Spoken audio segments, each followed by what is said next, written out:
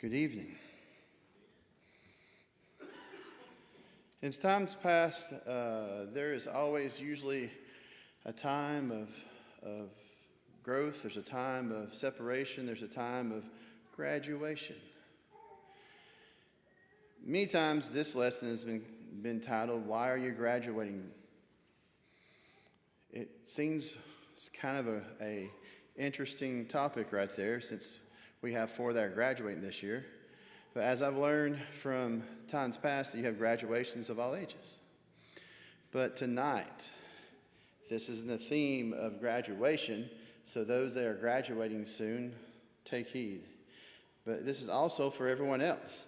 Hence the reason why the lesson is called tonight, "Why Are We Having a Meal Next Wednesday Night?" If you know me, I like to eat. But there are other things that we do when we eat, especially here at Wood Avenue.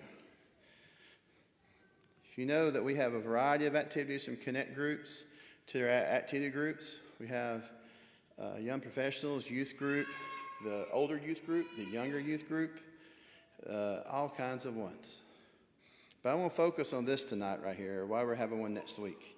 For those who do not know, I have conspired a dinner for the Wood Avenue Activity Group to meet the young professionals. But not only the young professionals next Wednesday night, but their kids and also the new members, because we need glue. We need glue, and we'll talk about the glue in just a second. But first, we're going to go to 2 Timothy chapter 4, 2 through 5. We've done this many times, but this one is very important to what we're talking about tonight. Preach the word. That's with an emphasis. When we're in our youth classes and we're teaching right there, that's exclamation part. So it's preach the word. Be ready in season, out of season. Convince, rebuke, exhort with all long suffering and teaching.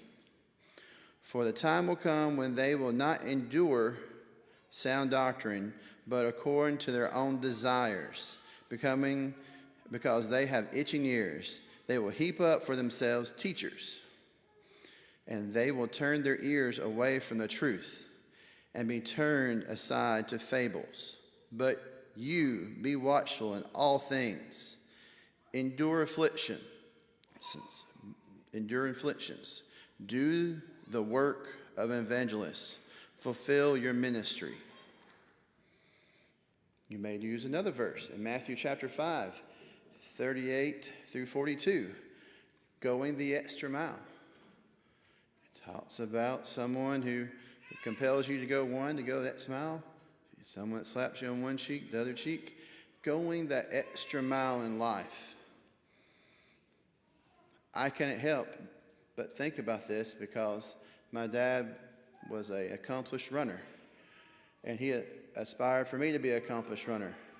And for you to be an accomplished runner, you got to run. So whether I could run fast or not, I learned to run. I didn't say I run fast. I just said I ran. But you learn to endure. And you learn to keep moving forward.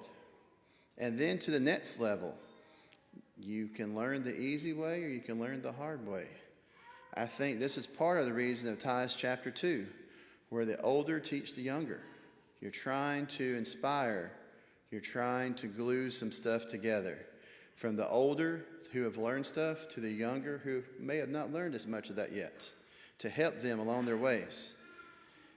I don't think anyone knows everything, but everyone knows something. And if we can get those important parts out right there, it will help us immensely.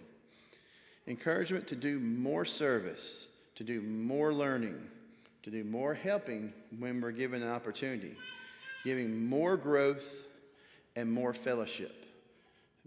A lot of these we're going to expound upon on the second Sunday in June, but basically we want to be consistent in sound doctrines, just like we just talked about in 2 Timothy 4:3.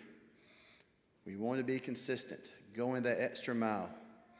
And finally right there, in 2 Peter 1, 5 through 11, it's about being fruitful, growth in faith. We're definitely going to be talking about that, good Lord willing, if we make it to that second Sunday night in June. but we have that growth. We have that fruitfulness. Each one of us has been given abilities. Each one of us has been given abilities to do more than what we have.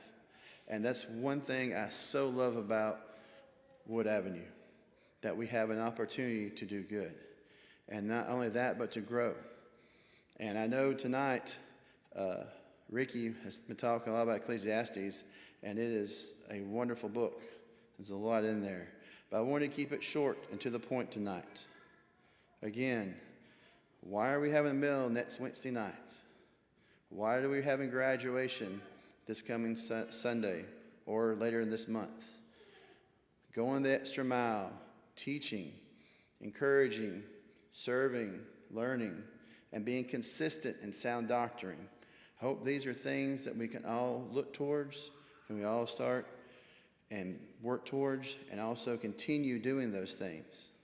And finally, right there, they have that fruitfulness and the growth in faith, that we're not blown to and fro, but we grow in what we're doing. That helps when we have that fellowship, that glue.